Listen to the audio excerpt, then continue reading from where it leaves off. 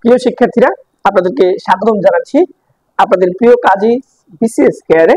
এবং আজকে আমরা 47 বিসিএস এবং ব্যাংক এবং অন্যান্য যে পরীক্ষাগুলো রয়েছে, পেট্রো বাংলা, প্রাইমারি, এদের জন্য সবচেয়ে গুরুত্বপূর্ণ একটি মার্কস, সেটি হচ্ছে আমাদের ক্লজ।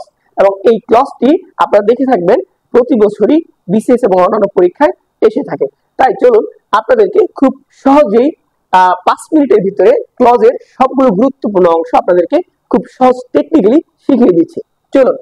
তো ক্লজ মূলত হচ্ছে তিন প্রকার, একটি হচ্ছে প্রিন্সিপাল ক্লজ, আরেকটি হচ্ছে সাবঅর্ডিনেট ক্লজ, আরেকটি হচ্ছে কোঅর্ডিনেট ক্লজ।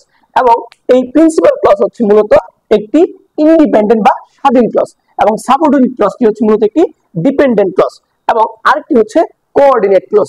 দেখুন, এই প্রিন্সিপাল ক্লজ বা ইন্ডিপেন্ডেন্ট ক্লজ আপনারা জেনে থাকবেন। এই প্রিন্সিপাল ক্লজটি হচ্ছে কি মূলত একটি স্বাধীন বাক্য, যেটি কোনো বাক্যের উপর নির্ভরশীল নয়। আবার এই সাবঅর্ডিনেট বা ডিপেন্ডেন্ট ক্লজটি এটি মূলত তিন প্রকার, একটি হচ্ছে নাউন ক্লজ, আরেকটি হচ্ছে অ্যাডজেক্টিভ ক্লজ, আরেকটি হচ্ছে অ্যাডভার্বিয়াল ক্লজ। চলুন আপনাদেরকে দেখিয়ে দিচ্ছি কোনগুলো প্রিন্সিপাল ক্লজ, কোনগুলো সাবঅর্ডিনেট ক্লজ, এবং সবগুলো ইন ডিটেইলস। তাহলে দেখুন, আমরা একটি বাক্য লিখেছি যেটি হচ্ছে if he comes I will talk to হিম। যদি সে আসে তাহলে আমি তার সাথে কথা বলবো। তাহলে এখানে দেখুন যে যদি সে আসে, আপনি এটি বলার পর তারপর একটি আকাঙ্ক্ষা তৈরি হচ্ছে যে না, আসলে কি হবে, সেটি হচ্ছে আই উইল টক টু হিম, আমি তার সাথে কথা বলবো। তাহলে দেখুন এখানে মূলত প্রথম বাক্যটি হচ্ছে একটি সাবঅর্ডিনেট ক্লজ, যেটি মূলত মানে সে তার সাথে কথা বলবে এটির উপরে নির্ভরশীল। তাই এটি একটি principal clause, I will talk to him. আপনি যদি বলেন যে কাউকে, এটি একটি স্বাধীন বাক্য। যদিও আপনাদের ক্লজ সম্পর্কে যে বেসিক যে আইডিয়া, সেটি হচ্ছে একটি ক্লজটি মূলত হচ্ছে আপনাদের একটি সাবজেক্ট এবং একটি ফাইনিট ভার্ব নিয়ে ক্লজ গঠিত। তারপর চলুন, তাহলে আমরা এখানে দেখতে পাচ্ছি এটি হচ্ছে একটি principal clause, I will talk to him, এবং ইফ হি কামস, যদি সে আসে, তাহলে এটি একটি সাবঅর্ডিনেট বা ডিপেন্ডেন্ট ক্লজ। তারপরে যাচ্ছি আমরা কোঅর্ডিনেট ক্লজ। কোঅর্ডিনেট হচ্ছে মূলত দুটি প্রিন্সিপাল ক্লজকে মূলত একটি কনজাংশন দিয়ে এটিকে যুক্ত করা হয়। যেমন he is poor but honest, এবং এটি দিয়ে মানে আরো একটি যে আরো অনেক ধরনের বাক্য এখানে করা যায়। যেমন he is my friend and I love him. তো এই যে এখানে দুটি ইন্ডিপেন্ডেন্ট ক্লজকে তারা মূলত হচ্ছে সংযুক্ত করে, তারা হচ্ছে কোঅর্ডিনেট ক্লজ। তারপর চলুন আমরা সাবঅর্ডিনেট ক্লজের যে গুরুত্বপূর্ণ যে অংশটি রয়েছে, যেটি বিসিএস এ প্রতি বছর এসে থাকে, সেটি হচ্ছে নাউন, অ্যাডজেক্টিভ এবং অ্যাডভার্বিয়াল, এবং সবচেয়ে বেশি এসে থাকে নাউন এবং অ্যাডজেক্টিভ। এই দুটি ক্লজ মূলত বেশি আসে। তারপর দেখুন, what he has done is known to all. সে কি করেছে এটি সবার কাছে জানা এবং পরিচিত। এক্ষেত্রে আমি আপনাদেরকে সেই সব সনাতন পদ্ধতির বাইরে আমার নিজস্ব যে পদ্ধতি, সেই হচ্ছে যে এটি হচ্ছে ইট বা দিস দিয়ে যদি রিপ্লেস করা যায় এই সম্পূর্ণ ক্লজটিকে, তাহলে এটি একটি নাউন ক্লজ।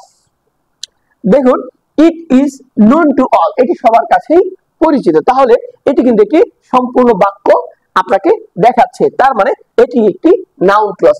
এবং আপনারা এটি জেনে থাকবেন যে সেক্ষেত্রে আপনার যদি বাক্যের অবজেক্ট হয়, সেই অবজেক্টটিও নাউন ক্লজ হবে, এবং যদি কমপ্লিমেন্ট হিসেবে ব্যবহৃত হয়, সেটিও নাউন ক্লজ হিসেবে ব্যবহৃত হবে।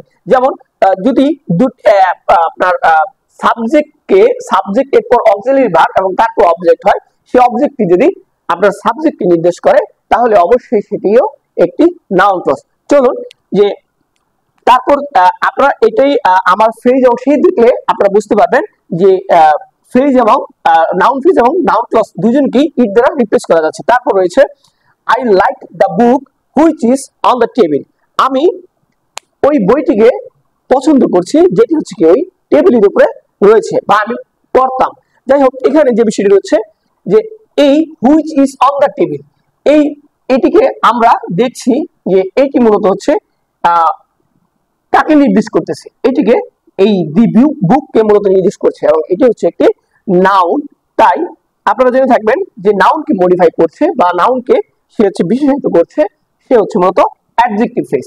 তারপর রয়েছে I worked hard so that I can be a BCS cadre। আমি কঠোর পরিশ্রম করেছি যেন আমি কি একজন বিসিএস ক্যাডার হতে পারি। তাই এখানে দেখুন যে এই ওয়ার্ক হার্ডকে সে মূলত হচ্ছে এখানে মডিফাই করছে, বা এই ওয়ার্ক এসে মডিফাই করছে এবং ওয়ার্ককে নির্দেশ করছে যে সে যদি কঠোর পরিশ্রম আই ওয়ার্ক হার্ড এবং আমি কঠোর পরিশ্রম করেছি যাতে আমি একজন বিসিএস ক্যাডার হতে পারি, মানে এই ভার্বকে সে হচ্ছে মডিফাই করেছে। তাই এটিকে বলা হয় যে এটি একটি অ্যাডভার্বিয়াল ক্লজ। তো এটি হচ্ছে খুব অল্প সময়ে ক্লজ, আসলে বিস্তারিত অনেক কিছু আলোচনা করতে গেলে অনেক বেশি সময় লাগে, কিন্তু আমি আপনাদেরকে খুব অল্প সময়ে র্যাপিড লার্নিং এর মাধ্যমে ক্লজের এই বিষয়গুলোকে আমি আপনাদের কাছে তুলে ধরলাম। ধন্যবাদ বন্ধুরা, আপনারা অবশ্যই আমাদের প্রাইভেট ক্লাসগুলোতে যুক্ত হবেন। সেখানে 47 বিসিএস এর একটি অনলাইন কোর্স চলছে, আপনারা সেটাতে অংশগ্রহণ করুন এবং 47 বিসিএস এর প্রিলিমিনারি আপনারা নিশ্চিত করুন।